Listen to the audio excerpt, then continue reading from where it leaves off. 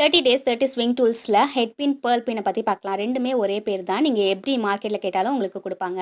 இதோட ஷார்ப்னஸ் பாருங்கள், ஜோதி பிராண்டுதும் local பிராண்டுதும். Local பிராண்டோட ஷார்ப்னஸ் பார்த்தீங்கன்னாக்கா ரொம்ப பிளெண்டாக இருக்கும். இந்த பிராண்ட் வந்து வாங்காதீங்க, நல்ல பிராண்டாக பார்த்து வாங்கிக்கோங்க. உங்களுக்கு ரெஃபரன்ஸ்க்காக நான் கிளாத்தில் வந்து பின் பண்ணி காமிக்கிறேன். இப்போ லோக்கல் பிராண்டது வந்து நான் எடுத்து காமிக்கிறேன் பாருங்கள். இது வந்து ரொம்பவே பிளெண்டாக இருக்கும். நம்ம ஹேண்டில் பண்ணுறதுக்கும் ரொம்பவே கஷ்டமாக இருக்கும். 1, 2 தான் ஷார்ப்னஸோட இருக்கும், மற்ற எல்லாமே பிளெண்டாக தான் இருக்கும்.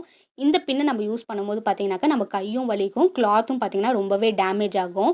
எவ்வளோ நான் அழுத்தி போடுறேன் பாருங்கள், இருந்தாலும் கஷ்டப்பட்டு போடுற மாதிரி தான் இருக்குது. இப்போ ஜோதி பிராண்ட் பின் எடுத்திருக்கேன். இந்த பின்னு வந்து ஈஸியாக வந்து நம்மளால் பின் பண்ண முடியும்.